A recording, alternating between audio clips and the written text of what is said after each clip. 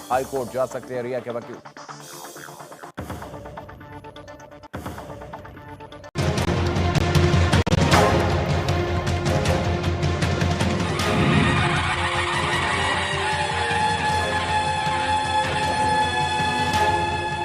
यहाँ अगर हमारे बंदे रहेंगे तो इसका फायदा हमें हो सकता है। IAS IPS ऑफिसर्स बनाइए। मैं चाहता हूं कि हमारे मुसलमान IAS बने, IPS बने, IRS बने, IFS बने। अगर इस मुल्क को सुधारना चाहते हो, अपना हक लेना चाहते हो, तो ब्यूरोक्रेसी पे कब्जा करो। इसके अलावा कोई चारा नहीं है, सिर्फ ब्यूरोक्रेसी पे कब्जा करो। इस्लाम में कई भी जात पात ऊंची नीची बात है नहीं।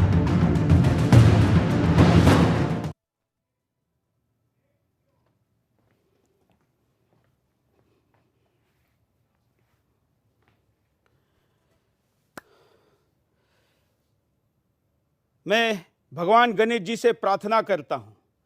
आज मैं हिंदुस्तान का एक ऐतिहासिक कार्यक्रम करने जा रहा हूं, जिस पर देश के प्रधानमंत्री, सर्वोच्च न्यायालय और देश के पूरे तंत्र का ध्यान है। मैं किसी प्रकार की पूर्व मनोदशा लेकर ना जाऊं। भगवान गणेश जी, आप बुद्धि के देवता है, मैं आपसे विवेक की प्रार्थना करता हूं। मैं साथ ही इस कार्यक्रम में सबसे महत्वपूर्ण संविधान का मुद्दा है और इसलिए मैं भारत रत्न डॉक्टर बाबा साहब अम्बेडकर जी के चरणों में भी प्रणाम करता हूं।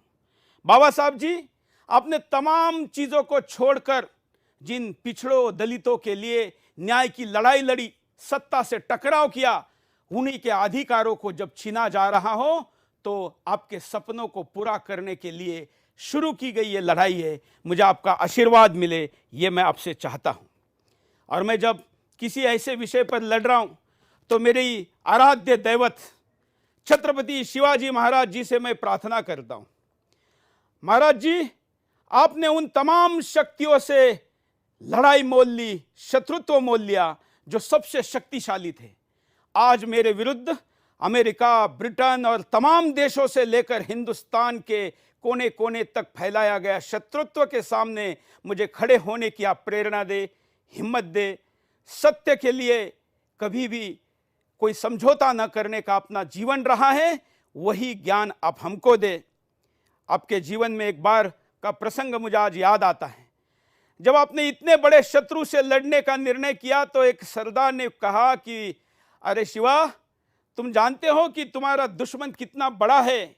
तो आपने कहा था, महाराज जी, आपने कहा था कि असत्य कितना बड़ा होने पर सत्य ने उसके सामने शरण जाना चाहिए। तो उस सरदार ने जवाब समझ लिया था। आज मेरे सामने कितना भी बड़ा असत्य क्यों ना खड़ा हो, मैं मेरे इस छोटे से सत्य के लिए सब कुछ दांव पर लगा सकूं, इसके लिए मुझे आप आशीर्वाद दीजिए। इसके साथ ही मैं दर्शकों से भी प्रार्थना करता हूं, मैं आपका भी अभिवादन करता हूं। मैं तमाम दर्शक, क्योंकि मेरे परिवार के वरिष्ठ सदस्य हैं, छोटों ने भी मुझे इसमें मदद की है, लेकिन मुझे विरोध करने वाले को मैं ये कहना चाहता हूं, मैं वो कलम नहीं हूं जो बिक जाती दरबारों में। मैं शब्दों की दीपशिखा हूं आंधी आ रे चौबारों में। मैं वाणी का राजदूत हूं, सच पर मरने वाला हूं, डाकू को डाकू कहने की हिम्मत करने वाला हूं। मेरी कलम वचन देती है आंधी यारों से लड़ने की, राजमहल में राज मुकुट के आगे तन कर खड़े रहने की। उस पत्रकार का मर जाना बेहतर है जो खुददार नहीं, देश जले और मैं ना बोलूं ऐसा मैं गद्दार नहीं। नमस्कार, मैं सुरेश चौहान के बोल रहा हूं और आप आपका पसंदीदा कार्यक्रम बिंदास बोल देख रहे हैं। आज का बिंदास बोल इसलिए भी ऐतिहासिक है कि ये विश्व का पहला कार्यक्रम बन गया जिस कार्यक्रम को रोकने के लिए और मेरा विरोध करने वाले और उस विरोध के आग में, उस विरोध के झूठ में मेरे ही अपने जो मेरे साथ आने से कतरा रहे हैं, मैं प्रश्न पूछता हूं। आज ये कार्यक्रम होने के पहले ट्विटर पर, सोशल मीडिया पर मेरे खिलाफ कैंपेन चला, इस कार्यक्रम को रोकने के लिए अभियान चला। ट्विटर ने सस्पेंड करने से मना किया, उसके बाद फेसबुक पे गए, वहां मना किया, उसके बाद अब पुलिस स्टेशन में गए। यह कार्यक्रम ना हो इसलिए 1760 थानों में अर्जी दी गई, सैकड़ों जगह पर एफआईआर हुए, फिर भी नहीं रुके।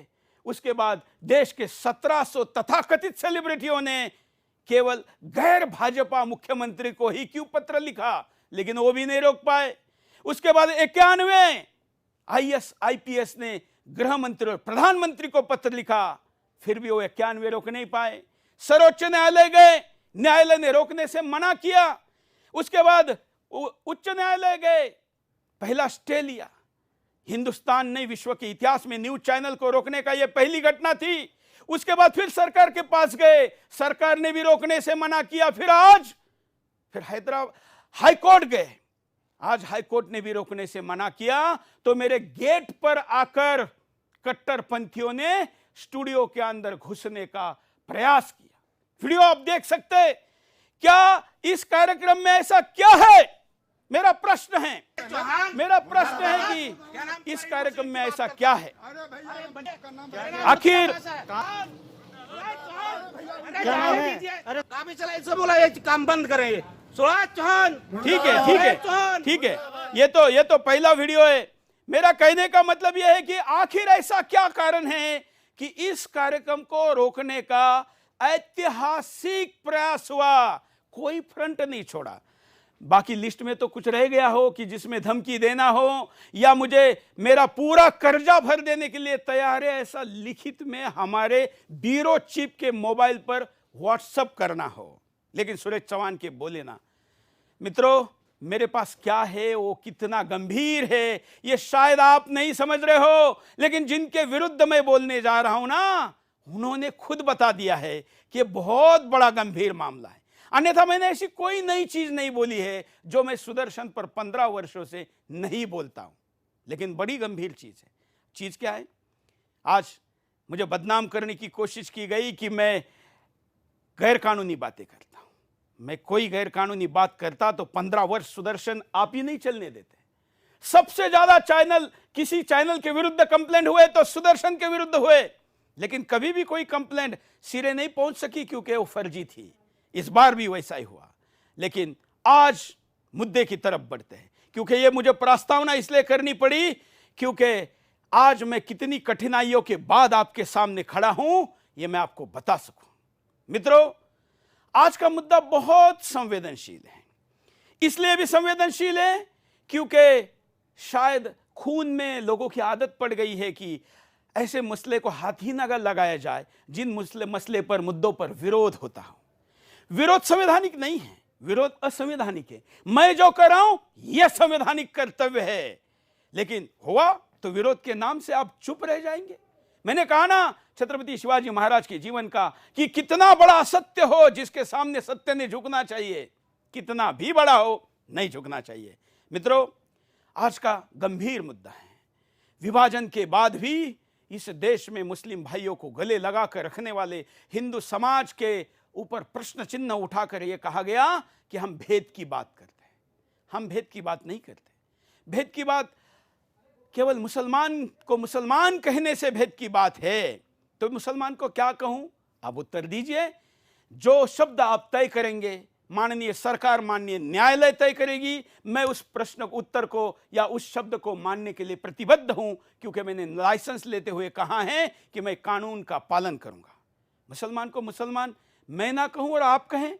आप क्या कहते हैं? ये देखिए, हैदराबाद का गद्दार ये नमक हराम क्या कहता है, सुनिए।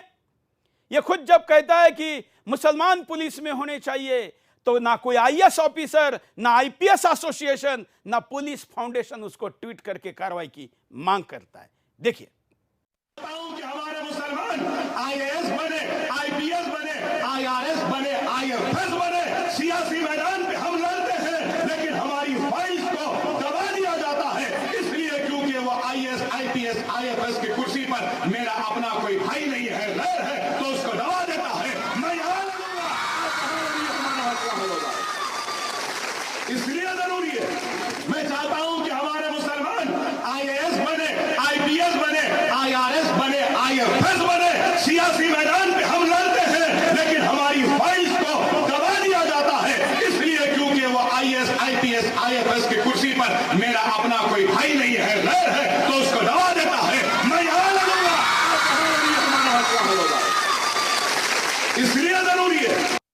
इस भीड़ के पीछे का उन्माद बताता है कि ये केवल अकेला बोल रहा है और इससे कोई असहमत है, ऐसा नहीं है। ये सहमति देने वाले कौन है? आप उत्तर ढूंढिए, मैं आपको और कुछ देता हूं। ये तो चिरकुट है एक राजनीति का छोटा सा। ये देखिए, जो खुद विभिन्न पदों पर है वो भी क्या कहते हैं, सुनिए। एमपीएससी जो है ये अपनी रियासत के लिए ऑफिसर्स का चुनाव करती है।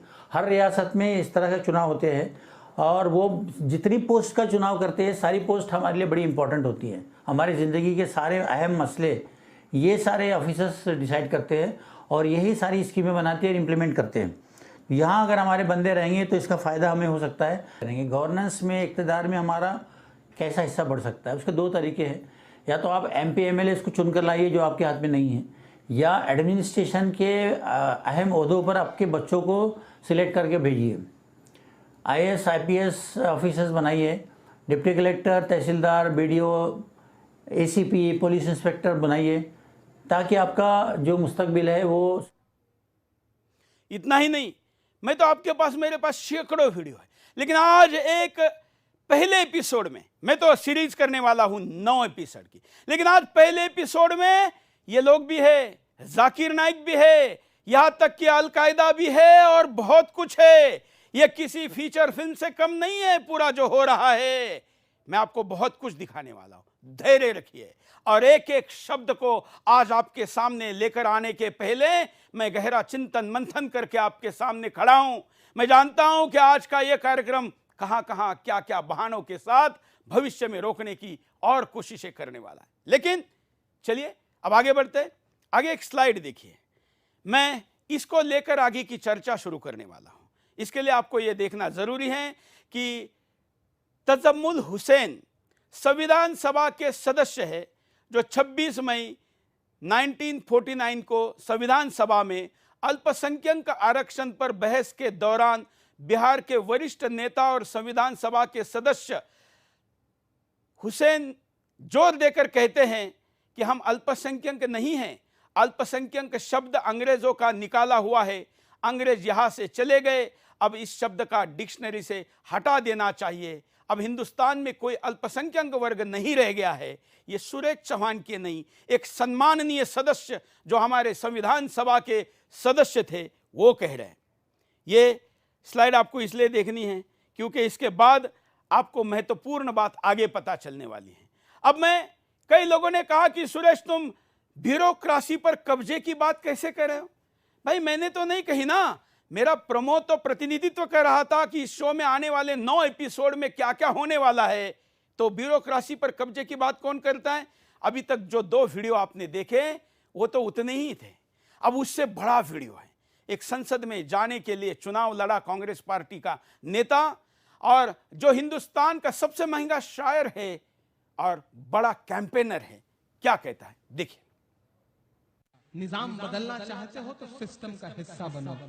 तसव्वुर करो कि अगर एक थाने में तुम्हारे नाम का एक सिपाही आ जाता है तो थाने का निजाम बदल जाता है। जिस दिन तुम किसी जिले में कलेक्टर बन के बैठोगे, जिस दिन तुम किसी जिले में सुपरिंटेंडेंट ऑफ पुलिस बन के बैठोगे, उस दिन जिले का हाल क्या होगा। अगर इस मुल्क को सुधारना चाहते हो, अपना हक लेना चाहते हो तो ब्यूरोक्रेसी पे कब्जा करो, इसके अलावा कोई चारा नहीं है।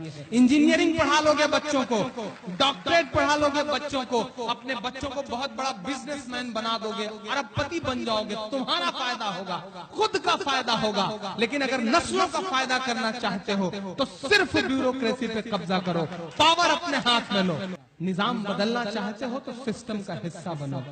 तसव्वुर करो कि अगर एक थाने में तुम्हारे नाम का एक सिपाही आ जाता है तो थाने का निजाम बदल जाता है। जिस दिन तुम किसी जिले में कलेक्टर बन के बैठोगे, जिस दिन तुम किसी जिले में सुपरिंटेंडेंट ऑफ पुलिस बन के बैठोगे, उस दिन जिले का हाल क्या होगा। अगर इस मुल्क को सुधारना चाहते हो, अपना हक लेना चाहते हो तो ब्यूरोक्रेसी पे कब्जा करो, इसके अलावा कोई चारा नहीं है। इंजीनियरिंग पढ़ा लोगे बच्चों को, डॉक्टरेट पढ़ा लोगे बच्चों को, अपने बच्चों को बहुत बड़ा बिजनेसमैन बना दोगे, अरबपति बन जाओगे, तुम्हारा फायदा होगा, खुद का फायदा होगा। लेकिन अगर नस्लों का फायदा करना चाहते हो तो सिर्फ ब्यूरोक्रेसी पे कब्जा करो, पावर अपने हाथ में लो।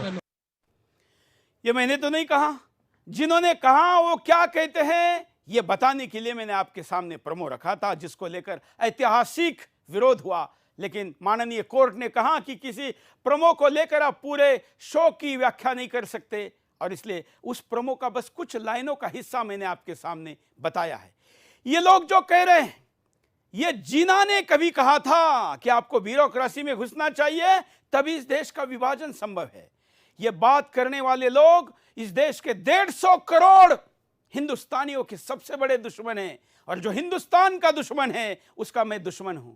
क्योंकि मित्रों, हम ऐसा मानते हैं कि जो आईएएस बनता है, जो अधिकारी बनता है, जो सरकार का प्रतिनिधि बनता है, वो साधारण किसी राज्य सरकार की व्यवस्था से बने, वो चपरासी हो या इस देश का चीफ सेक्रेटरी हो, हम ये मानते हैं कि उसकी कोई जाति नहीं है, उसका कोई धर्म नहीं है।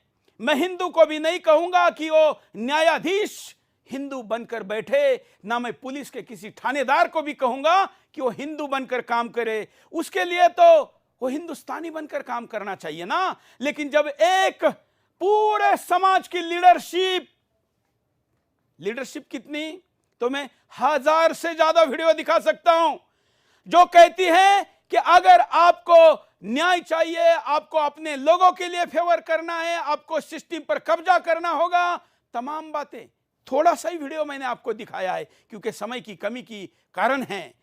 अगर एक तरफ ये लोग ऐसा कह रहे हो, दूसरी तरफ देश में एक ऐसा प्रश्न करोड़ों लोगों ने सोशल मीडिया पर पूछा हो जिसका उत्तर यूपीएससी नहीं दे रही हो, जिसका उत्तर लेकर देने की प्रयास न्यायालय के द्वारा नहीं हुए हो या होने के बाद भी पूरे नहीं हुए हो, इस देश की सरकार ने भी इसके लिए कोई पहल नहीं की हो कि जो प्रश्न पूछा जा रहा है कि आखिर आईएएस आईपीएस में हमारे मुसलमान भाइयों की संख्या कैसी बढ़ रही है।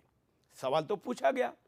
ये प्रश्न पूछने वाला मैं पहला व्यक्ति नहीं हूं, ये तो पिछले कई वर्षों से, 4-5 वर्षों से सोशल मीडिया पर फ्लोट कर रहा है, लेकिन ये प्रश्न को कोई वाचा नहीं दे रहा है। और एक तरफ अपना धर्म का नाम लेकर अधिकार मांगने वालों की फौज संख्या में खड़ी है, तो दूसरी तरफ ये प्रश्न है, उसका उत्तर नहीं है। तो क्यों ना मैं उस उत्तर के दिशा में प्रयास करूं, क्योंकि जब तक ये उत्तर नहीं मिलेगा तब तक भाईचारा नहीं रहेगा, एक दूसरे के बारे में मन में द्वेष रहेगा, शंका के नजर से देखा जाएगा, सत्ता के अधिक फेवर का बहाना बनाकर भी मन में द्वेष उत्पन्न होगा। इसलिए मैंने इस प्रश्न को खोजने का प्रयास किया कि आखिर लोगों के मन में प्रश्न क्या है। जब मैं ये कहता हूं कि संख्या बढ़ रही है तो प्रश्न उठाया गया कि अरे कहां बढ़ रही है। अरे भाई, इस देश के अल्पसंख्यक विभाग के मंत्री मुख्तार अब्बास नकवी ट्वीट करके खुद बता रहे हैं कि हमारे कार्यकाल में यह संख्या डबल हुई है। और मैं आपको चार्ट दिखाता हूं, एक स्क्रीन पर आपके चार्ट आ रहा है। मैं आपको दिखाना चाह रहा हूं कि संख्या 140% तक भी बढ़ी है। कितनी? 140, 140%। मैं 2011 को बेस मानकर आपके सामने यह चार्ट दिखा रहा हूं। 2011 इसलिए क्योंकि 11, 21 या 2001 ये जनसंख्या के नियंत्रण, जनसंख्या काउंटिंग के वर्ष हैं। ये देखिए, 21 को बेस माना है। मुस्लिम उम्मीदवारों का प्रतिशत 21 जो लिखा है वो बेस है, वो संख्या है 2011 की। 2015 में यह प्रतिशत 80 होता है, 2016 में यह प्रतिशत 140 होता है, और 2017 में यह प्रतिशत 140 होता है, 2019 में यह 120 होता है। मुझे समझ में नहीं आता कि आखिर इतने गति से कोई संख्या बढ़ रही है, ऐसा लोकतांत्रिक व्यवस्था में सवाल पूछना भी गुनाह है क्या? अगर गुनाह है तो यह सवाल ही उत्पन्न ना हो। इतनी ट्रांसपेरेंट व्यवस्था क्यों नहीं निर्माण करते? आपने ऐसी व्यवस्था निर्माण नहीं की, इसलिए यह प्रश्न पूछा गया। और इसलिए यह ध्यान से सुनिए, इसमें मैं यह भी आपको बताऊं कि यह आंकड़ों में 1-2% इधर उधर हो सकता है, इसलिए क्योंकि यूपीएससी का सरकार से अनुदान लेने के लिए तो धर्म बताने वाले लोग अपने लिस्ट में धर्म नहीं बताते। खास करके यूपीएससी जब रिजल्ट लगाती है तो नाम पढ़कर उसका अनुपात निकालना पड़ता है, और ये विभिन्न वेबसाइटों के सोर्सेज से लेकर हम आपके सामने ये आंकड़ा रख रहे हैं। उसके बाद चलिए ये मैं आपको इस तरफ से दिखाता हूं फुल स्क्रीन में। सफल मुस्लिम उम्मीदवारों का प्रतिशत बढ़ा। कितना बढ़ा? 2015 में 37, 16 में 50, 140, क्योंकि बेस हमने 2011 का रखा। 17 में 51 मतलब 140, 2019 में 44 मतलब 120, आधार वर्ष 2011 सफल उम्मीदवारों के प्रति ये वर्ष हमने रखा। अब मुझे बताइए 140% कोई सामान्य प्रतिशत तो नहीं है। अब आगे कोई कहेगा कि आंकड़े कम हैं, प्रतिशत को क्यों देख रहे हो, उसका उदाहरण मैं आपको देता हूं। मित्रों 140% जब कहा जा रहा है तो आपको यह ध्यान में रखना चाहिए कि अचानक कैसा बढ़ रहा है। क्या 140 के आसपास, मैं 100 कहता हूं, 80 कहता हूं, क्या कोई कम्युनिटी इंजीनियरिंग में, डॉक्टर में या अन्य बाकी चीजों में इस गति से बढ़ रही है? क्या नहीं बढ़ रही है? तो फिर यूपीएससी में कैसी बढ़ रही है? प्रश्न तो है। लोकतंत्र में प्रश्न पूछना स्वाभाविक है और ये प्रश्न पूछना अपराध नहीं है, तो उसका उत्तर देना आपका कर्तव्य भी है। और इसलिए मैं आपको यह प्रश्न पूछता हूं। हां, इसमें एक महत्वपूर्ण बात यह भी है कि यूपीएससी पर मैंने सवाल कैसे उठाया, यह प्रश्न करने वाला भी एक वर्ग को खड़ा किया गया। अरे भाई, जिस लोकतंत्र में इस देश के न्यायपालिका से लेके, कार्यपालिका से लेके, देश के राष्ट्रपति और प्रधानमंत्री और उसके लिए कैबिनेट के द्वारा लिए गए फैसलों पर भी चर्चा हो सकती है, संसद ने बनाए हुए कानून पर भी चर्चा हो सकती है, लिखे हुए संविधान पर भी चर्चा हो सकती है, तो यूपीएससी पर क्यों नहीं होनी चाहिए? खास करके तब जब यूपीएससी की सिस्टम ट्रांसपेरेंट नहीं है। यह मैं नहीं कह रहा हूं, यह न्यायालय के सामने इसकी बहस हुई है और यह बहस 2018 में माननीय न्यायालय के सामने जब गई और उनको कहा गया कि ये जिस प्रकार से आप स्केलिंग करते हो, मतलब किसी को ज्यादा मार्क्स किसी विषय में मिले हैं तो आप उसको कम कर सकते हो, कम मिले हैं तो ज्यादा कर सकते हो, और उसको आप स्केलिंग कहते हो, इसका क्या प्रोसीजर है? तो यूपीएससी कोर्ट में ये कहती है कि यह हमारी इंटेलेक्चुअल प्रॉपर्टी है, हम किसी को नहीं बता सकते कि हम ये क्यों कर रहे हैं। जिस देश में सूचना के अधिकार के कानून के लिए लाखों करोड़ों रुपए का खर्च होता हो, जिस कानून को लाकर उसका उपयोग करने वाले सूचना के क्रांतिकारी में सहभागी होने वाले योद्धाओं की सैकड़ों की संख्या में जानी जाती हो, जिस देश का प्रधानमंत्री हर चीज को ट्रांसपेरेंसी की आग्रह के साथ करता हो, उस देश में यूपीएससी ऐसा क्या हो गया भाई? और यूपीएससी ब्रह्मदेव हो गया कि उसके खिलाफ आप या उसके ऊपर आप प्रश्न भी नहीं उठा सकते? ऐसा कैसे हो सकता है?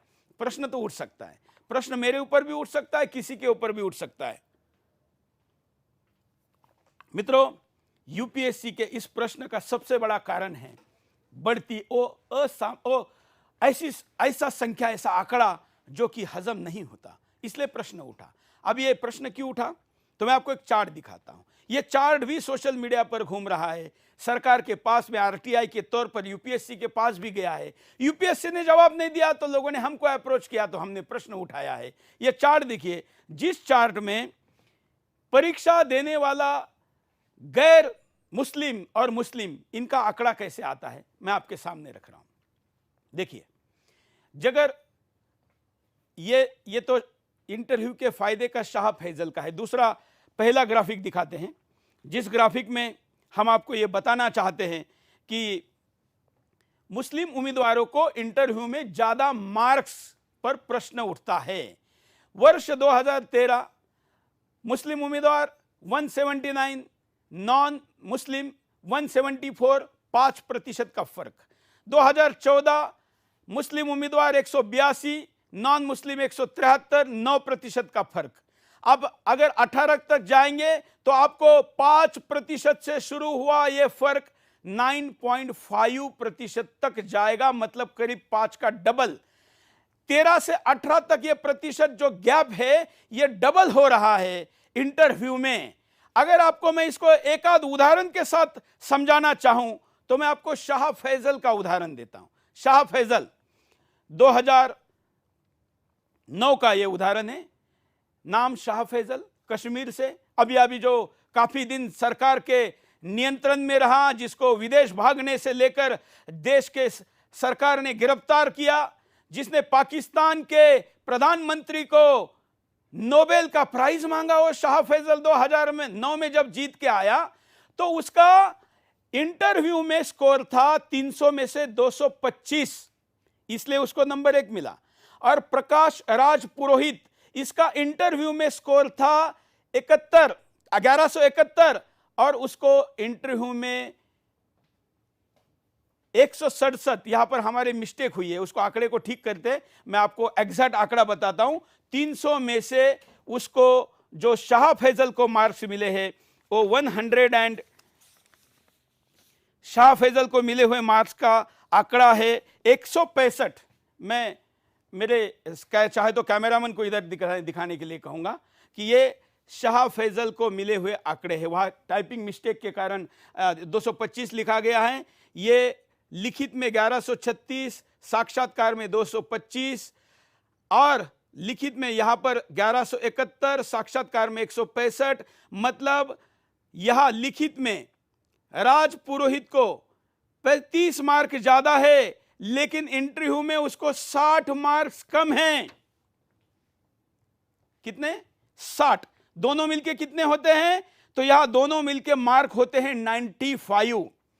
जो व्यक्ति लिखित में 1171 मार्क लाता हो उसको साक्षात्कार में केवल 165 मार्क मिलते हो और टोटल में वो आदमी के साथ 95 का भेदभाव दिखने का आरोप लगता हो, तब तो कम से कम यूपीएससी ने अपनी साख बचाने के लिए कोई इसका जवाब ढूंढना चाहिए था।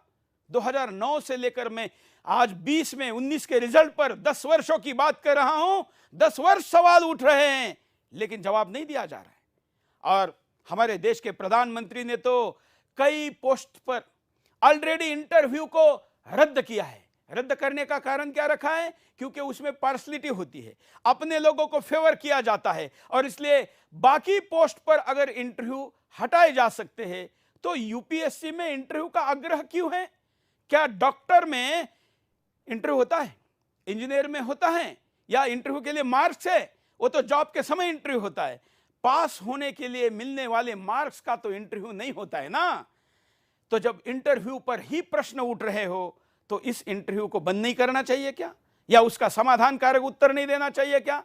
और अगर आप मार्क्स का डिफरेंस देखोगे तो डिफरेंस कितना है?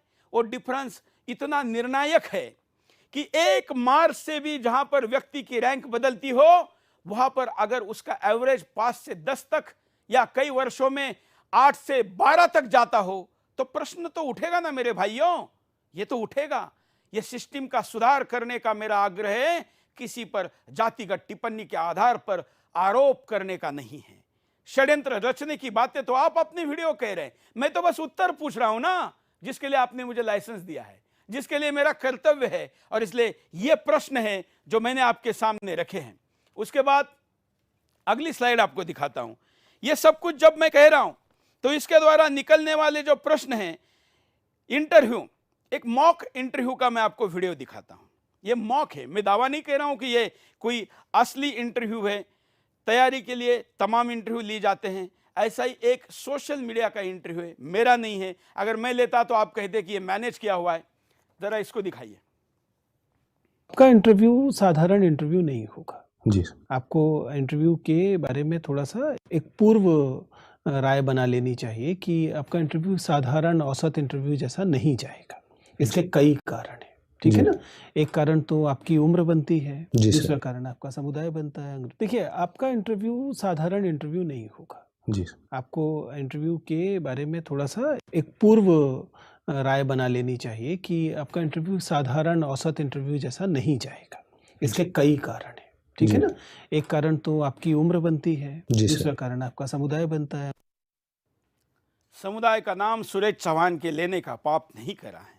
शुरुआती वीडियो जब करोड़ों लोगों ने देखकर पेछे हुए प्रश्न का उत्तर नहीं बनता तो कर्तव्य के तौर पर मैं ये वीडियो आपके सामने लेकर आकर प्रश्न ही तो पूछ रहा हूं ना, और पूछूंगा, हर कीमत पर पूछूंगा। क्यों कहा जाता है कि आपका इंटरव्यू विशेष होगा? क्योंकि आप एक समुदाय से आते हैं। तो क्या समुदाय पर इंटरव्यू में मिलने वाले ज्यादा मार्कों से इसका संबंध है? अगर नहीं है तो उत्तर दीजिए। आपके उत्तर को भी सुदर्शन उतना ही जगह देगा जितने इस आरोप को लगाने के लिए स्पेस दे रहा है। और मैं आने वाले दिनों में कल से प्रतिदिन अगले 9-10 दिनों तक इसी सीरीज को लेकर चलने वाला हूं। मैं ये इंटरव्यू लेने वाला, देने वाला, इस पर आपत्ति उठाने वाले को भी जगह देने के लिए तैयार हूं, क्योंकि मैं बहुत बड़ा महत्वपूर्ण मुद्दा उठा रहा हूं। क्योंकि इस देश की जो ब्यूरोक्रेसी है वो इस देश का महत्वपूर्ण स्तंभ है। वो इतना महत्वपूर्ण स्तंभ है कि देखिए, अगर मैं कहूं तो खबर पालिका जो 4 स्तंभ है, हम लोग खबर पालिका, हम तो बोल ही सकते हैं ना, आवाज ही उठा सकते हैं, हमारा भी प्रिविलेज है। कोर्ट भी हमारे कार्यक्रम पर स्टे नहीं लगा सकता। ये बात हो रही कि एक बार सुदर्शन पे लगा दिया, लेकिन हमारा भी प्रिविलेज है, हमारा भी कर्तव्य, हम काम करते हैं। लेकिन हम एग्जीक्यूटिव नहीं है, हम जाकर हाथ से काम नहीं करवा सकते, हम केवल चिल्ला सकते हैं। दूसरी है विधि पालिका। विधि पालिका मतलब राजनेता। अगर हम इस देश की स्टेबल पॉलिटिक्स को जाकर पिछले 30 सालों की तरफ देखेंगे तो सक्रिय राजनेता की पद पर बैठने की आयु 6 साल के आसपास ही है। मंत्री और प्रधानमंत्री के आसपास रहने वाली, प्रधानमंत्री नरेंद्र मोदी जी और अगर हम मनमोहन सिंह जी को छोड़ दे तो नीचे आने वाले तमाम पदों की आयु तो और कम हो जाती है।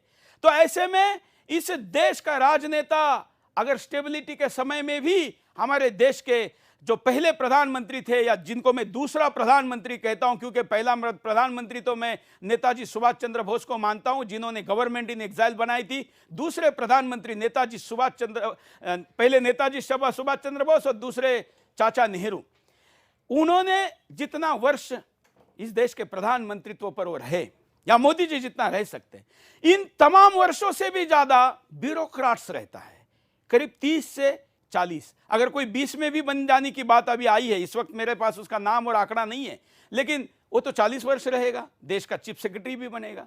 तो राजनेता बदलता है, लेकिन एक स्ट्रक्चर है जो बदलता नहीं, जिसका नाम ब्यूरोक्रेसी है। और इसलिए उस ब्यूरोक्रेसी में कोई घुसने की बात करता हो तो प्रश्न उठना चाहिए ना। और ये इसलिए भी महत्वपूर्ण है क्योंकि इस देश के तमाम निर्णय उसी ने करने हैं। न्यूक्लियर बटन दबाना है क्या नहीं, इसकी पार्श्वभूमि बनाने से लेकर दबाव कहने के बाद वो दबाने तक का, विदेश के साथ संबंध बनाने से लेकर इस देश के व्यक्ति को अंतिम व्यक्ति तक न्याय देने का, या किसी के ऊपर अन्याय करने का भी, ये सब कुछ वही से होता है। मुझे उस पर ज्यादा चर्चा करने की जरूरत नहीं कि ब्यूरोक्रेसी का कितना महत्व है, लेकिन मैं आपके सामने बस ये रखना चाहता हूं कि अब हमारा क्या क्या आपत्तियां हैं।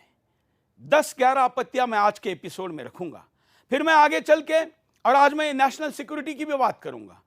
कई लोग जो जिनके तार जाकिर नाइक से लेकर अलकायदा तक जुड़े वो भी बताऊंगा। लेकिन मैं आज 10 आपत्तियों के आसपास की कुछ आपत्तियां एक खेल के वीडियो से आपको बताना चाहते हैं। मित्रों, सामान्यतः किसी भी कंपटीशन एग्जाम को जब हम कहते हैं तो कंपटीशन का मतलब होता है कि आप एक समान लाइन पर सबको खड़ा करते हैं और उस एक समान लाइन से ही दौड़ शुरू होती है। लेकिन क्या सच में दौड़ यूपीएससी में एक समान लाइन पर शुरू हो रही है क्या? नहीं हो रही है। पहले तो ये वीडियो देखिए, फिर उसके बाद मैं आपको इस दौड़ की असमानता के 10 कारण गिनाऊंगा और कैसे उर्दू लेने वाले ही ज्यादा पास हो रहे उसमें यह भी बताऊंगा। चलिए अब आपको ओलंपिक की वीडियो दिखाते हैं, जरा खेल की भी बात कर लेते हैं ना। देश के साल कैसा खेल हो रहा है उसके लिए खेल का उदाहरण।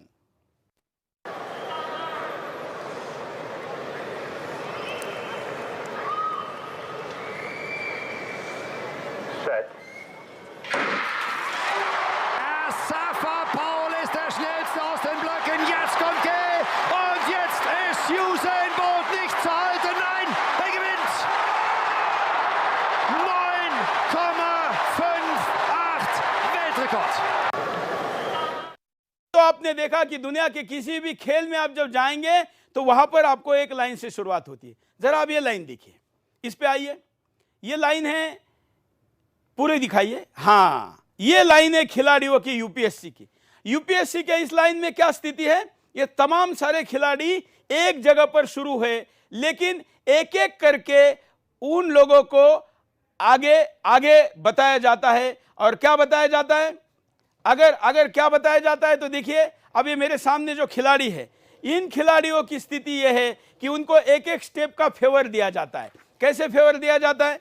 अब आगे चलते, पहला फेवर दिखाइए। पहला 2 पर डायरेक्ट मत जाइए, पहला फेवर दिखाइए। हम पहला फेवर यहां पर आपको दिखा रहे हैं कि अल्पसंख्यक समुदाय का आर्थिक सहयोग मिलता है। पहले तो मैंने आपको खुद बताया कि इस देश के संविधान सभा के माननीय सदस्य ने कहा कि हम अल्पसंख्यक नहीं हैं, हम इसमें भेदभाव नहीं करना चाहते। मेरे पास दुनिया के अल्पसंख्यक कितने प्रतिशत को माना जाए इसके भी आंकड़े हैं, और हिंदुस्तान में अब 2021 की जनगणना होगी तब जब 18% बनने वाला या 11 की जनगणना में 14 साढ़े 14% रखने वाला समाज भी अगर अल्पसंख्यक है तो यह हिंदुस्तान के साथ क्या अन्याय नहीं है, इसकी व्याख्या करनी चाहिए। इस पर पहला बेनिफिट मैं आपको देता हूं कि यहां पर आर्थिक मदद दी जाती है। मैं प्रश्न पूछता हूं इस देश की व्यवस्था को, मैं प्रश्न पूछता हूं इस देश के कर्ता धर्ता को कि मैं हिंदू हूं और एक मेरा मित्र, मेरा सगा, मेरा क्लासमेट, मेरा पड़ोसी मुस्लिम है, हम दोनों मित्र हैं, लेकिन आप उसको परीक्षा में प्रिलिमिनरी के लिए ही 1 लाख रुपए दे रहे हैं। आईएएस बनने, आईपीएस बनने, कंपटीशन एग्जाम के लिए आप उसको आर्थिक सहयोग दे रहे हैं धर्म के आधार पर, और मुझे परीक्षा देनी है तो मेरे भाई को परीक्षा देने के लिए अपनी मां का मंगलसूत्र बेचना पड़ता है, अपने पिता की जमीन को गिरवी रखना पड़ता है। भेद की शुरुआत आप करते हैं साहब, जब मेरा सखा में गले में जिसके हाथ डाल के चलता हूं, दोनों परीक्षा देने शहर आते हैं, सरकार एक को गोद लेती है, एक के साथ दुर्व्यवहार जैसा सौतेला व्यवहार करती है और उसको अपनी दर दर के ठोकरे खाने के लिए छोड़ देती है। मेरे मन में मेरे सगा भाई के प्रति वही से दुश्मनी की शुरुआत होती है कि मैंने क्या दोष किया था, मेरा क्या दोष था, क्या मेरा जाति में धर्म में पैदा होना, हिंदू होना, यह मेरा दोष था? यहां से पहला भेदभाव शुरू होता है और यहां से पहला फेवर शुरू होता है। दूसरा सबसे महत्वपूर्ण, आप जब एक साथ जब आप अल्पसंख्यक की मदद लेते हो, मुस्लिम होने के लिए अल्पसंख्यक मंत्रालय से मदद लेते हो, दूसरी तरफ आपको तमाम विदेशी फंड लेकर भी मदद करने वाली एनजीओ हो, जिसकी सुविधा मुझे कम से कम विदेशी फंड वाली एनजीओ की तो ना मिलती हो, तो दूसरा भेदभाव होता है। तीसरा भेदभाव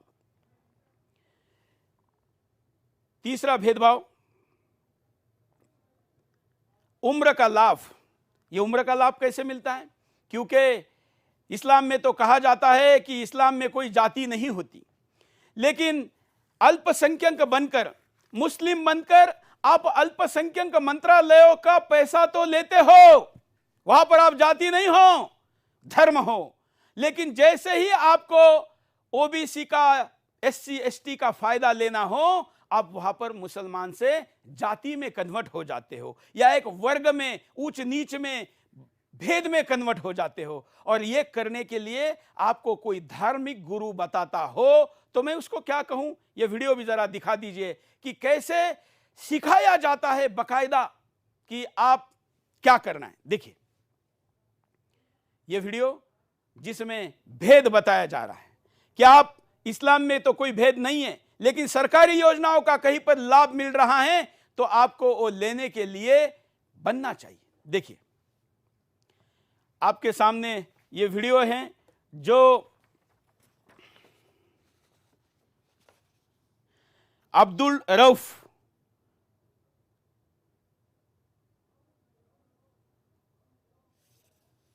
जिसमें साफ साफ वो कह रहा है जो है ये अपनी रियासत के लिए ऑफिसर्स का चुनाव करती है। हर रियासत में इस तरह के चुनाव होते हैं और वो जितनी पोस्ट का चुनाव करते हैं, सारी पोस्ट हमारे लिए बड़ी इंपॉर्टेंट होती है। हमारी ज़िंदगी के सारे अहम मसले ये सारे ऑफिसर्स डिसाइड करते हैं और यही सारी स्कीमें बनाते हैं और इम्प्लीमेंट करते हैं। यहाँ अगर हमारे बंदे रहेंगे तो इसका फ़ायदा हमें हो सकता है। करेंगे गवर्नेंस में, इक़्तिदार में हमारा कैसा हिस्सा बढ़ सकता है, उसके दो तरीके हैं। या तो ये वीडियो मिसिंग है मैं, लेकिन ये वीडियो आपको दिखाऊंगा जरूर, क्योंकि मैंने दावा किया है। तो हमारे कंट्रोल रूम से इस वक्त ये वीडियो भले ही प्ले नहीं हो रहा हो, मैं आपको इस वीडियो पे दोबारा आऊँगा। जरा पुनः हम उस भेदभाव वाले वीडियो ग्राफिक पर आते हैं। पहला भेदभाव वाले ग्राफिक के तरफ चलते हैं। पहला दोबारा ग्राफिक लीजिए, फ्लोर ग्राफिक।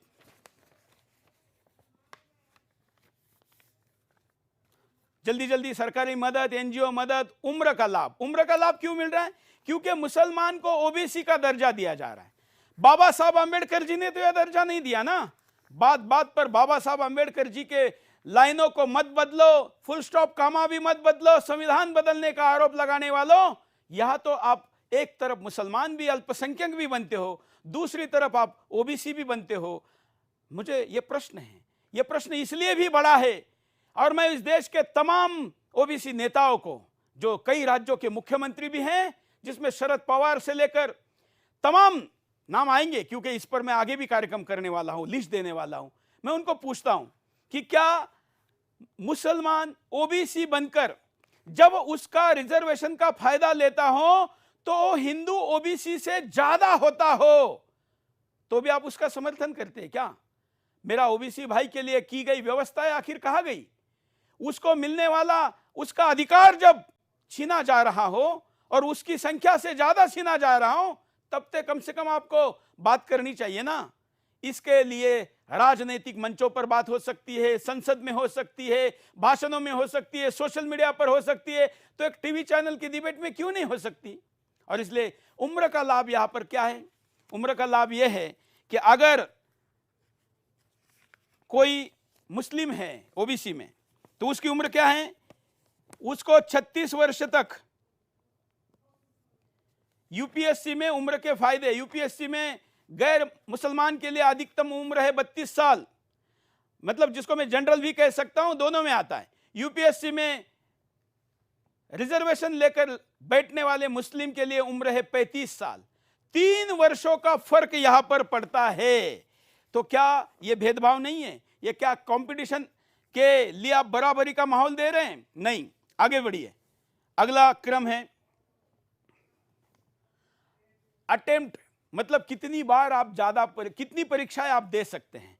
तो जब मेरे ओबीसी भाई के कैटेगरी में घुसकर जब कोई परीक्षा देता है तो उसका कितना है, वो भी जरा दिखा दीजिए। कि जब हमारा जनरल कैटेगरी में परीक्षा देने वाला व्यक्ति है, उसको 6 अटेम्प्ट करने का मौका मिलता है, और जब मुस्लिम, उसको उस बेनिफिट के कारण 9 अटेम्प्ट देने का फायदा उसको मिलता है। तो मुझे बताइए, ये 9 अटेम्प्ट, 3 अवसर ज्यादा मिलना, उम्र का भी लाभ और साथ साथ में उसको ज्यादा बार प्रयास करने का लाभ भी मिलता है, तो क्या यह विरोधाभास नहीं है? आगे चलते हैं, आगे चलते हैं। भाषा, हाँ चलिए वो वीडियो दिखाइए जिसका जिक्र मैं अभी कर रहा था, वो वीडियो को दिखाइए। इस्लामिया में तमाम इंसान बराबर है, इनमें कोई ऊंच नीच नहीं, याद रखिए। हाँ, लेकिन अगर हुकूमत कुछ ख़ास तबके के लोगों को कुछ रियायत देना चाहे तो ये रियायत लेना गलत नहीं है, ठीक है। इस्लाम में, शरीयत में कोई ऊंच नीच नहीं है, लेकिन अगर हुकूमत किसी ख़ास तबके को कुछ ख़ास रियायत छूट देना चाहे, इसका फ़ायदा उठाना भी गलत नहीं है। इस्लामिया में तमाम इंसान बराबर है, इनमें कोई ऊंच नीच नहीं, याद रखिए। हाँ, लेकिन अगर हुकूमत कुछ ख़ास तबके के लोगों को कुछ रियायत देना चाहे तो ये रियायत लेना गलत नहीं है, ठीक है। इस्लाम में, शरीयत में कोई ऊंच नीच नहीं है, लेकिन अगर हुकूमत किसी ख़ास तबके को कुछ ख़ास रियायत छूट देना चाहे, इसका फ़ायदा उठाना भी गलत नहीं है। इस्लामिया में तमाम इंसान बराबर है, इनमें कोई ऊंच नीच नहीं। आगे बढ़ते हैं। जिसको मैं भाषा की बात कर रहा था, ये उर्दू भाषा का कैसे फायदा होता है, मैं थोड़ा आगे जाकर और विस्तार से बताऊंगा, बस यहां पर याद रखिए कि इसका भी फायदा होता है। आगे चलते हैं। अगला बेनिफिट क्या मिलता है? अगला बेनिफिट मिलता है विषय, क्योंकि आपने भाषा ऐसी चुनी है जिसकी स्क्रिप्ट में आप कौन से विषयों को लिख सकते हो, उसके कारण आपको क्या फायदा होता है मैं आगे बताऊंगा। बस आप याद रखिए कि 6वां पायदान का फायदा यहां पर मिला है। आगे, पेपर चेकर, लिखने वाला, पेपर बनाने वाला उर्दू, पेपर लिखने वाला उर्दू, पेपर तपासने वाला उर्दू। यहां पर यूपीएससी की एक पॉलिसी का उल्लंघन होता है। यूपीएससी में अगर कोई एग्जाम देता है तो उसके ऊपर लिखा हुआ जो लिखित पेपर है उस पर जो पूरे नाम पता सबकी उसकी जो कुंडली होती है उसको हटाया जाता है, उसको एक कोड दिया जाता है और पेपर पे एक कोड दिया जाता है। इसका मतलब उसकी आइडेंटिटी छुपाई जाती है, व्यक्तिगत आइडेंटिटी छुपाई जाती है। लेकिन उर्दू भाषा के पेपर के कारण यह समुदाय की आइडेंटिटी जीवित रहती है।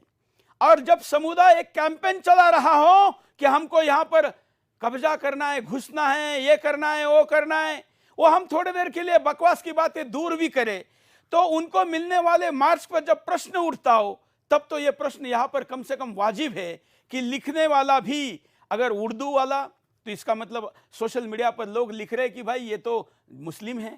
फिर परीक्षा देने वाला उर्दू, स्वाभाविकता ज्यादातर मुस्लिम है।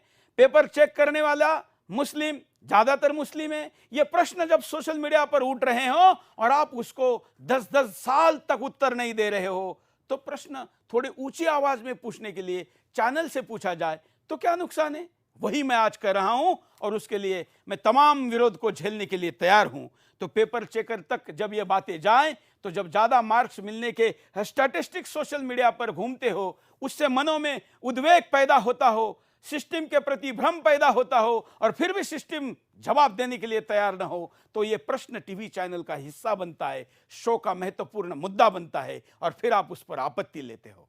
आगे इंटरव्यू में मदद, इसका तो मैं आपको पूरा चार्ट ही दिखा चुका हूं और मुझे बहुत, मेरे पास 2,500-3 हजार पेजेस का मटेरियल है, इसलिए मैं अब इंटरव्यू पे स्पेशल एपिसोड में बताऊंगा क्या है। आगे क्वालिफाइंग मार्क्स, इसका भी अगर चार्ट है तो दिखा दीजिए कि क्वालिफाइंग में भी कैसा भेदभाव है। अगर आप ओबीसी मुस्लिम बनकर परीक्षा दे रहे हो तो आपका क्वालिफाइंग मार्क्स अलग हैं। यह है 2009 प्री एग्जाम मुस्लिम 95, इस यहां जब मैं मुस्लिम 95 कह रहा हूं तो आप उसको ओबीसी मुस्लिम कहिए। नॉन मुस्लिम 93, 2 मार्कों का अंतर है। मेन एग्जाम में 40 मार्कों का अंतर है, इतना बड़ा फर्क है। अब आप आगे चलिए। कोचिंग सेंटर, ये जो कार्यक्रम मैं कर रहा हूं ना, मेरे कई सत्ताधारी मित्रों को लगा कि अरे मैं क्या सरकार की उस नीति का विरोध कर रहा हूं जिसमें सबका साथ सबका विकास की बात की जा रही है। नहीं मित्रों, ये जो सब कुछ हो रहा है ना, ये आइडिया ऑफ इंडिया माननीय प्रधानमंत्री नरेंद्र मोदी जी का नहीं है, क्योंकि वो तो सबका साथ और सबका विकास की बात करते हैं। हमें उस पर तत्वतः कोई विरोध करने का कारण नहीं है संविधान के प्रकाश में। लेकिन ये जो आइडिया ऑफ इंडिया है जिसमें इंटरव्यू में ज्यादा मार्क्स दिए जाएं और लोगों को पास करके प्रमोट किया जाए, ये तो idea of India Manmohan Singh का है ना। मनमोहन सिंह का बयान आपको याद होगा, जिन्होंने कहा था कि अल्पसंख्यकों का अधिकार है इस देश के सिस्टम पर या इस देश के संसाधनों पर, तो इस देश के संसाधनों पर पहला अधिकार देने वाली आइडिया ऑफ इंडिया प्रधानमंत्री नरेंद्र मोदी जी की नहीं है। मोदी जी की आइडिया है तो जो परिश्रम करेगा, जो प्रतिभाशाली होगा वो आगे जाएगा।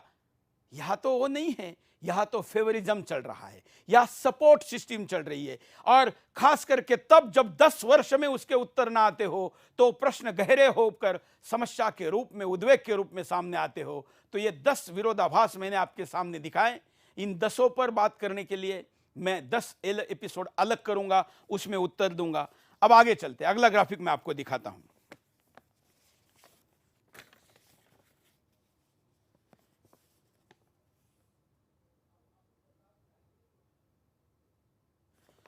अगला ग्राफिक दिखाते हैं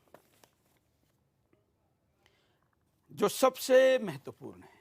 वैसे तो इसमें भी कई बातें रही है लेकिन समय की कमी है। राष्ट्रीय सुरक्षा एक सबसे महत्वपूर्ण मुद्दा है। एक उर्दू का ग्राफिक जरा दिखा लेते फिर आगे चलते हैं।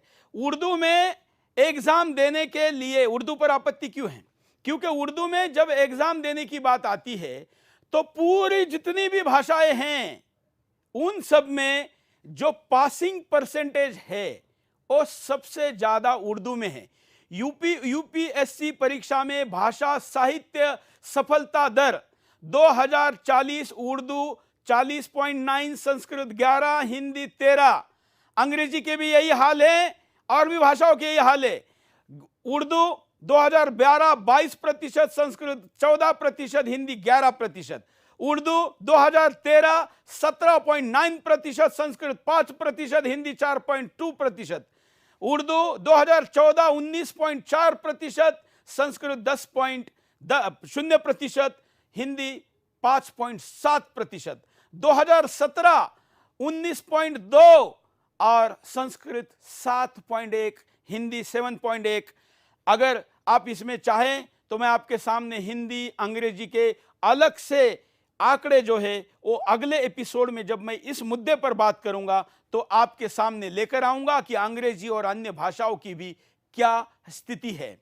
मुझे बताइए, 40 का आंकड़ा से लेकर 20 के आंकड़े तक का ये वेरिएशन है।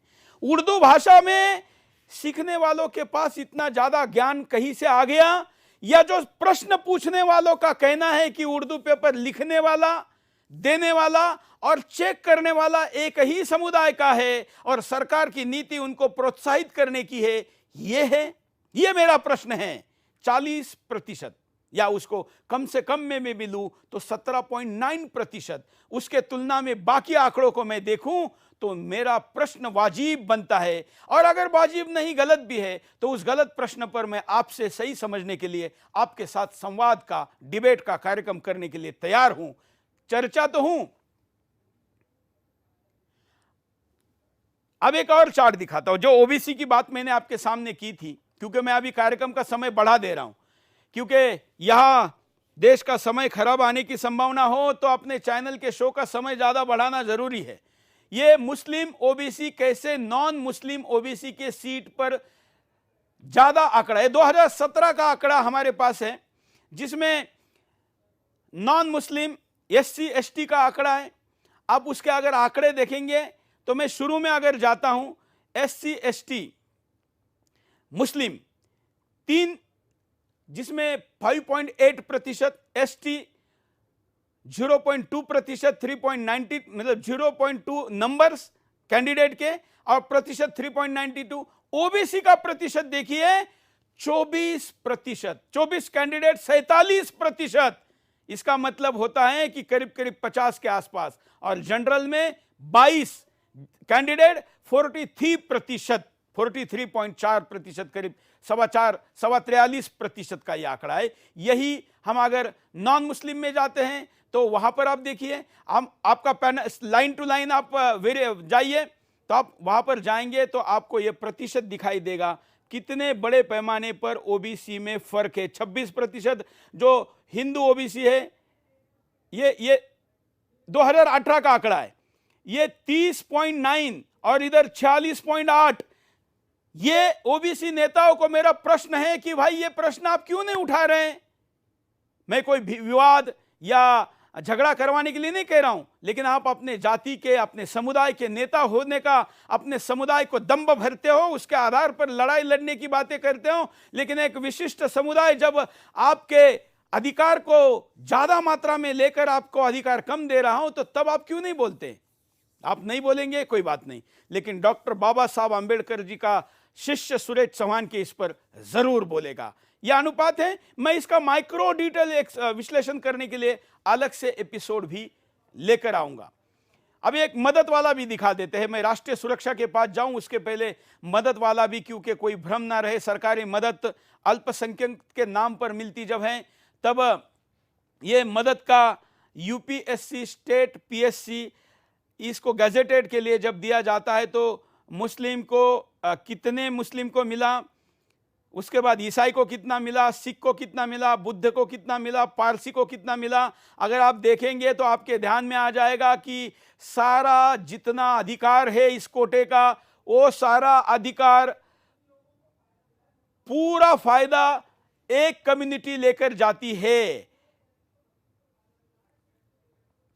अगर आप उसको सबसे नीचे लाकर जाएंगे तो टोटल मारा हुआ है जो तीनों प्रकार की गैजेटेड नॉन गैजेटेड एग्जाम से, उसमें 3723 का आंकड़ा एक समुदाय का है, दूसरे का 613 का है, तीसरे का 408 का है, उसके बाद 168 और 154। चलिए अब अगला एक ग्राफिक और आपको दिखाते हैं। सरकार से मिलने वाली उड़ान के द्वारा मिलने वाली मदद, उसमें ये जो मदद अल्पसंख्यक के नाम पर दी जा रही है, इसलिए ये केवल अल्पसंख्यक को जब हम कहते हैं तो उसमें भी बड़ा हिस्सा ये मुस्लिम समुदाय लेकर जाता है। उसमें यूपीएससी, स्टेट पीएससी, जिसमें गैजेटेड, आप ऊपर के दोनों तीनों आंकड़े देखिए, नीचे तक आपको 1 लाख से लेकर 25,000 तक की उड़ान योजना के अंतर्गत की ये आंकड़े मिलेंगे।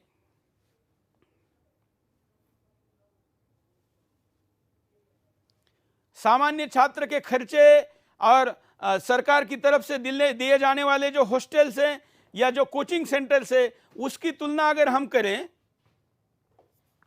तो चलिए, मैं खर्चे पे नहीं जाता, लेकिन एक बात आपको जरूर बताना चाहता हूं। यह भेदभाव कैसा है, भेदभाव कैसा है कि आइडिया ऑफ मनमोहन सिंह की जो है आइडिया ऑफ इंडिया, उसमें उन्होंने कहा कि यूपीएससी में कोचिंग सेंटर देते हैं। तो कोचिंग सेंटर कहां कहां दिए गए? 5 कोचिंग सेंटर दिए गए। उन 5 कोचिंग सेंटर में से 4 कोचिंग सेंटर मुस्लिम यूनिवर्सिटी में दिए गए, जिसमें एमू, उसके साथ जामिया, उसके साथ जामिया हमदर्द, और दोनों जामिया दिल्ली में है, अलीगढ़ मुस्लिम यूनिवर्सिटी अलीगढ़ में है, फिर हैदराबाद की मौलाना अब्दुल कलाम यूनिवर्सिटी, और एक यूनिवर्सिटी डॉक्टर बाबा साहब अम्बेडकर जी के नाम पर मुस्लिम बहुल क्षेत्र में लखनऊ में दी गई है। तो क्या भाई मुंबई यूनिवर्सिटी ने क्या घोड़ा मारा हुआ था? चेन्नई की यूनिवर्सिटी ने क्या किया हुआ था? क्या आपको यह करना ही है तो यही क्यों करना है? इसका मतलब आप खुद ही, सरकार ही ऐसी व्यवस्था बना रही है, और जब ऐसी व्यवस्था पर प्रश्न उठता है तो उस प्रश्न को उठाया ही न जाए, इसलिए पुलिस थाने से लेकर देश के सर्वोच्च न्यायालय तक आवाज उठाया जाता है। उससे भी जब नहीं रुकता तो गेट पर गुंडे भेजकर खुद अंदर एंट्री करने के लिए प्रयास किया जाता है। मैं आपके सामने इस कार्यक्रम को प्रस्तुत कर रहा हूं तो 550 पुलिस वाले मेरा कार्यालय और मेरे घर पर सुरक्षा के लिए है। किससे है? क्या मैं कोई आदेश साइन कर रहा हूं? यहां पर राष्ट्रपति हूं क्या? है आदेश साइन करूंगा, इस मिनट निर्णय बदल जाएगा, आपका सब कुछ बंद हो जाएगा। लेकिन आपको पता है कि आपका झूठ अगर हिंदुस्तान को पता होगा तो कल राष्ट्रपति भी साइन करेंगे और आपका दुकान बंद हो जाएगा। धर्म के नाम पर लोगों को बहला फुसला कर अगर कोई प्रतिभा से जाता है, हमें कोई आपत्ति नहीं, लेकिन एक विशिष्ट प्रयासों के साथ, योजनाबद्ध प्रयासों में नारा देकर कि ब्यूरोक्रेसी पर कब्जा करना है तो विरोध तो होगा, करूंगा। यहां रोकोगे तो मेरा संविधान जहां जाकर बोलने का अधिकार देता है वहां जाकर बोलूंगा, लेकिन बोलूंगा, हर कीमत पर बोलूंगा, और बाबा साहब के सपनों को किसी को चकनाचूर करने नहीं दूंगा। समय की कमी, इसलिए इस मुद्दे पर मैं अगले एपिसोड में बात करूंगा। बात करते राष्ट्रीय सुरक्षा की। मैं इसमें जिनके नाम लेने जा रहा हूं उन लोगों को आज बहुत महत्वपूर्ण दिन है। जरा दिखाइए, मैं आपके सामने कुछ ग्राफिक के द्वारा बताना चाहता हूं। मैं इन लोगों को जो फाउंडेशन ट्रेनिंग देता है उस ज़कात फाउंडेशन पर प्रश्न उठा रहा हूं। यहां पर आपको एक महत्वपूर्ण चीज जानना बहुत जरूरी है। यह ज़कात फाउंडेशन है जो 40 में से 27 मुस्लिम उम्मीदवारों को परीक्षा में पास करवा कर लाने का आंकड़ा खुद अपने वेबसाइट पर देता है। पूरे देश में इतने लोग बैठते हैं, इतने सेंटर है, उनमें 40 में से 27 लोग, 40 मुस्लिम भाई अगर जीत का चुनकर आए तो उनमें से 27 अकेले इनके हैं। आंकड़ा अगर कुछ गलत है तो मैं दुरुस्त करने के लिए भी तैयार हूं। ज़कात फाउंडेशन का आंकड़े से भी ज्यादा जरूरी मुझे राष्ट्रीय सुरक्षा का मसला है। जरा ग्राफिक को फुल स्क्रीन दिखाइए। या डायरेक्ट और इनडायरेक्ट लिंक मनमोहन सिंह से लेकर कहां तक पहुंचते हैं मैं आपको बता रहा हूं। एक संस्था है मुस्लिम एड पाकिस्तान, जिसका जो चेयरमैन है खालिद लतीफ, ये आईएसआई का जनरल था। ये अभी मुस्लिम एड पाकिस्तान का चेयरमैन है। मुस्लिम एड यूके ब्रिटेन का जो हेड है वो, और उसी फाउंडेशन में Zakat foundation of India Syed Zafar Mahmood Manmohan Singh के ओएचडी थे। और जो मुस्लिम समाज को पिछड़े हुए हैं इसलिए उनका उत्थान करने के लिए सच्चर कमेटी बनाई गई थी, उसका प्रभार इनके पास था। पीएमओ में ही आदमी को रखा गया था कि प्रधानमंत्री जो पहले अधिकार की बात कर रहे हैं वो पहुंचना चाहिए। यह खतरनाक, मैं पूरी जिम्मेवारी के साथ इसके आपके सामने रख रहा हूं, जो तमाम मीडिया ने भी 5वें 10वें पन्ने पर छोटे से न्यूज के तौर पर भारत में भी छापा है, लेकिन ज्यादा किसी को बोलने की और आवाज उठाने की हिम्मत नहीं हुई। हमारे राजनीतिक डिबेटबाजों को भी पॉलिटिकल डिबेट के आगे बढ़कर कभी राष्ट्रीय सुरक्षा की इन डिबेट पर चर्चा करने की इच्छा नहीं हुई। कोई बात नहीं, हम करेंगे, जहां कम वहां हम। लिंक क्या है? जाकिर नाइक, नाम देख लीजिए, मैं आगे डायग्राम दिखाऊंगा। जाकिर नाइक, आतंकवादियों का नायक जाकिर नाइक, अलकायदा का लादेन, तालिबान, उसके बाद ISIS वाला, उसके बाद हमास, फिलिस्तीनी इस्लामिक जिहाद, ये सारे लिंक कहां आते हैं? मैं कितना गंभीर डायग्राम आपके सामने रख रहा हूं। अगला स्लाइड देखिए, ये लाइन कैसे बनती है। ये बीच का व्यक्ति के पास जाइए, जफर हुसैन कुरैशी। ये व्यक्ति हैं जो भारत में ज़कात फाउंडेशन का डायरेक्टर भी हैं और जाकिर नाइक के कंपनी में 9 साल, करीब 1 दशक यूके में ये डायरेक्टर रहा है। 9 वर्ष जाकिर नाइक के साथ। और वो भारत में ज़कात फाउंडेशन का भी डायरेक्टर है, जहां पर सैयद जफूर महमूद, जो कि OSD2 प्रधानमंत्री हमारे माननीय मनमोहन सिंह जी के साथ था। मैं यहां पर एक प्रश्न पूछता हूं। मेरा प्रश्न यह है कि ऐसा कहा जाता है, बांग्लादेश ऐसा कहता है कि हमारे देश के युवाओं के मोबाइल में जाकिर के वीडियो ने विष पैदा किया और इसलिए वो आतंकवादी बने। इसलिए पहला देश भारत नहीं, बांग्लादेश था जिसने जाकिर पर कार्रवाई की।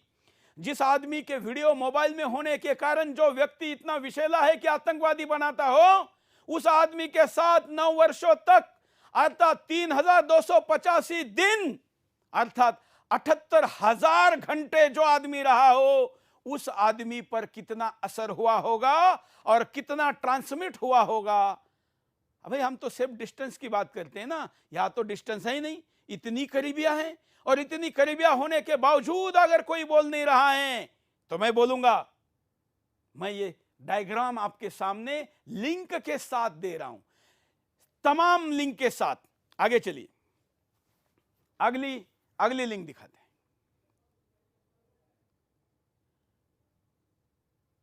जफर हुसैन यूके में डायरेक्टर है, जो अभी मैंने आपको बताया। हाँ, मैं आगे चलता हूं। ये ISIS और ज़कात फाउंडेशन ऑफ अमेरिका, इसका क्या लिंक है? तो ज़कात फाउंडेशन ऑफ अमेरिका को पैसा मिलता है ज़कात फाउंडेशन ऑफ अमेरिका से। ज़कात फाउंडेशन ऑफ इंडिया को पैसा मिलता है ज़कात फाउंडेशन ऑफ अमेरिका से। और जो बगदादी से लोग जुड़े हुए हैं, इसका रिपोर्ट भी है। ये रिपोर्ट अमेरिका के, ये अमेरिका में इसको लेकर एक रिपोर्ट है। मैं बस आपको पहला पेज दिखाता हूं, जरा दिखाइए। ये joint hearing before house foreign affair committee, Washington DC, अप्रैल 19, 2016। ये रिपोर्ट आपको मिल जाएगा। और यही रिपोर्ट नहीं, मेरे पास इस हर आरोप के, यहां तक कि ये देखिए, मैं 2344 लिंक लेकर यह आपके सामने साबित करूंगा। 2344, 2344, इतने बारीक बारीक सारे इंसिडेंट्स ये joint hearing before house foreign affair committee, इसके सामने ये रखा गया है। और वॉशिंगटन DC, अप्रैल 19, 2016 का ये डॉक्यूमेंट है। जो इसके सिवा भी मेरे पास और डॉक्यूमेंट है, जरा फिर लीजिए इस स्लाइड को फिर लीजिए। इसके साथ साथ आगे भी चलिए, इसको अगले एपिसोड में भी हमको दिखाना है। अब यहां पर चलते हैं, ये बहुत महत्वपूर्ण है हिंदुस्तान के लिए वाली स्लाइड, बारीकी से देखिए। Al Qaeda, Taliban, Islamic foundation, Medina trust, इन सब का indirect direct link Syed Zafar Mahmood, OSD2 Manmohan Singh, हमला कहां होता है? भारत के यूके की एम्बेसी पर, भारत के दूतावास पर। उसको फंड करने का, लेन देन करने का आरोप मदीना ट्रस्ट पर लगता है, और यह मदीना ट्रस्ट पैसा देता है ज़कात फाउंडेशन ऑफ इंडिया को। ये मदीना ट्रस्ट एक इस्लामिक फाउंडेशन से जुड़ा है, और इस्लामिक फाउंडेशन है अल कायदा तालिबान से जुड़ा। अब थोड़ा मुझे लीजिए स्क्रीन पे, इनको थोड़ा साइड में लीजिए, यह बहुत महत्वपूर्ण है। अब यह आरोप मैं नहीं लगा रहा हूं, मेरा यह शो कोर्ट ने रोका तो ज़कात फाउंडेशन की नींद उड़ गई, उनके ध्यान में आ गया कि अरे अरे अरे ये बहुत कुछ होने वाला है। हालांकि इसमें एक व्यक्ति मेरे से बातचीत कर कर यह बात पहुंचा रहा है, यह भी मुझे समझ में आ गया, उसके बाद मैंने बात करना बंद किया। लेकिन मदीना, ये आप गूगल करके देख सकते हैं, इस मदीना ट्रस्ट के साथ हमारा संबंध नहीं, ऐसा खुलासा खुद, या कितना संबंध है, ऐसा खुलासा ज़कात फाउंडेशन ने 4-5 दिन पहले अपने वेबसाइट पर खुद किया है। मैं ये सारे लिंक दिखाने वाला हूं, इसलिए ज़कात फाउंडेशन ने इसमें यूके के ट्रस्ट में, यूके के कंपनी में ये डायरेक्टर होने की बात का भी खुलासा किया है। मुझे बताइए, क्या ये सारी चीजें आपको राष्ट्रीय सुरक्षा के लिए कोई महत्वपूर्ण मुद्दा नहीं लगती हैं? मुस्लिम एड, तमाम, ये तो मैं आपको बस, आप समझिए कि मैंने आपको 1% बात बताई है। मैं तो आपको एक स्पेशल एपिसोड ज़कात फाउंडेशन पर लेके आने वाला हूं। मैं कार्यक्रम के आखिर की तरफ बढ़ रहा हूं। मैं तो पूर्ण अपील में हमारे माननीय प्रधानमंत्री नरेंद्र मोदी जी से, भारत सरकार से करने जा रहा हूं। इस वक्त, अभी के अभी, या कम से कम आज रात 12 बजे तक तमाम ज़कात फाउंडेशन जैसे आईएस या यूपीएससी से जुड़े हुए जितने भी फाउंडेशन या ट्रस्ट है, एनजीओ है, उन तमाम लोगों के कार्यालय को इस वक्त सील किया जाए।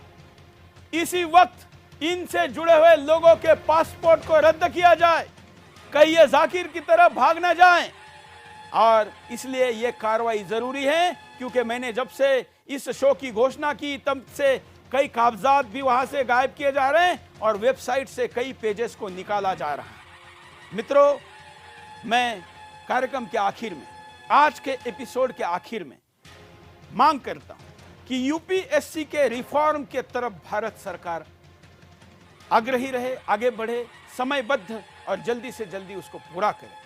उर्दू माध्यम लेकर, स्क्रिप्ट लेकर अन्य विषयों को लिखने की छूट को बंद किया जाए, और उर्दू पेपर के बारे में, उर्दू भाषा लेकर मिलने वाले मार्क्स के बारे में जो समाज में भ्रम है, जो आपस का भाईचारा खराब कर रहा है, इसलिए उस भाषा पर भी यहां से प्रतिबंध लगे।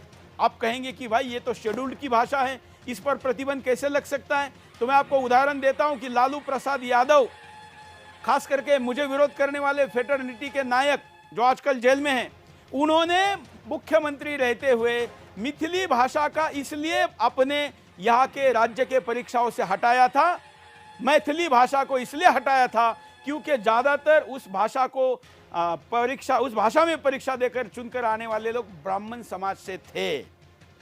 हो चुका है, उदाहरण है, क्यों नहीं किया जा सकता? और बाबा साहब ने कहा है कि इस संविधान की रक्षा के लिए और इस देश के उन्नत भविष्य के लिए आने वाली पीढ़ियां सत विवेक बुद्धि के आधार पर इस पर शोध संशोधन कर सकती है, हुए है।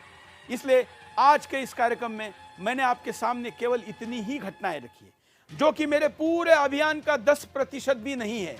मैं माननीय न्यायालय, माननीय अन्य तमाम व्यवस्थाएं, उनको आग्रह करता हूं कि मेरे इस एपिसोड को एक एपिसोड इंडिपेंडेंट ना देखकर 9 एपिसोड को एक साथ देखा जाए।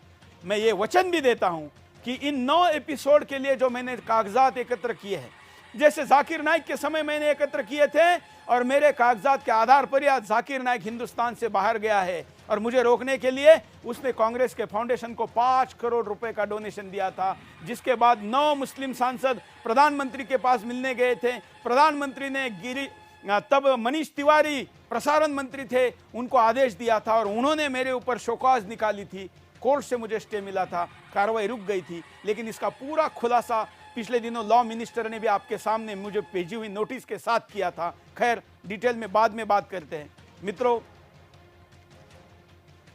मैं ओवैसी, एससी, एसटी और भी कई मुद्दों को लेकर कल से रोज रात 8 बजे आऊंगा। रात को 9 बजे, रात को 8 बजे चलने वाला इस एपिसोड का पुनः प्रसारण रात को 11 बजे भी होगा, सुबह 8:30 बजे भी होगा।